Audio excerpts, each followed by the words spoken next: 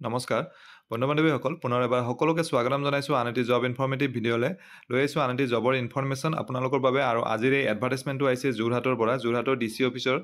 women and child development ডিপাৰ্টমেণ্টৰ পৰা এখন এডভাৰ্টাইজমেণ্ট তেওঁলোকে পাব্লিছ কৰিছে য'ত তেওঁলোকে কেইটামান পদৰ বাবে আবেদন বিচাৰিছে আৰু পদকেইটাৰ কথা কৈ আছোঁ তাৰ আগতে কৈছোঁ যে এইটো অফলাইন যোগে আবেদন কৰিব লাগিব এডভাৰ্টাইজমেণ্ট ফৰ্মখন এই এডভাৰ্টাইজমেণ্টৰ তলতে দিয়া আছে আপোনালোকে পিছত দেখুৱাই আছোঁ মই নথবা jorhat.assam.gov.in এই ৱেবছাইটত গৈ আপোনালোকে ডাউনলোড কৰি ল'ব পাৰিব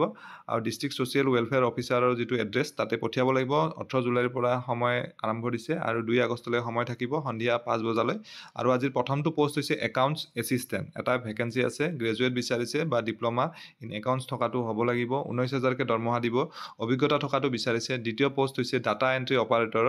যাৰ বাবে গ্ৰেজুৱেশ্যন বিচাৰিছে আৰু কম্পিউটাৰ নলেজ থকাটো বিচাৰিছে ইয়াতেও অভিজ্ঞতা থকাটো বিচাৰিছে ইয়াত 10,400 টকা দিব পে'মেণ্ট আৰু তৃতীয় পোষ্ট হৈছে মাল্টি টাস্কিং ষ্টাফ এটা পোষ্ট আছে যাৰ বাবে মেট্ৰিক পাছ বিচাৰিছে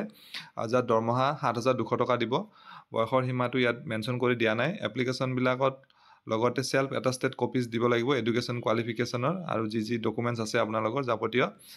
যিসকল শ্বৰ্ট লিষ্টেড কেণ্ডিডেট হ'ব তেওঁলোকক ৰেছপেক্টিভ ইমেইল আইডিৰ জৰিয়তে তেওঁলোকক ইণ্টাৰভিউ বা ৰিটেন টেষ্ট যিটো হ'ব চিলেকশ্যন প্ৰচিডিউৰ সেইমতে কল কৰিব আৰু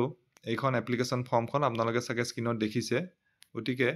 এইখন এডভাৰ্টাইজমেণ্ট আৰু এপ্লিকেশ্যন ফৰ্ম মই ডেছক্ৰিপশ্যনত ডাউনলোড লিংকটো দি দিম তাৰ পৰা ডাউনলোড কৰি ল'ব পাৰিব গতিকে আশা কৰিছোঁ এই ভিডিঅ'টিৰ জৰিয়তে আপোনালোকৰ মাজৰ এজন হ'লেও কেণ্ডিডেট উপকৃত হ'ব পুনৰ এটা নতুন ভিডিঅ'ত লগ পাম ধন্যবাদ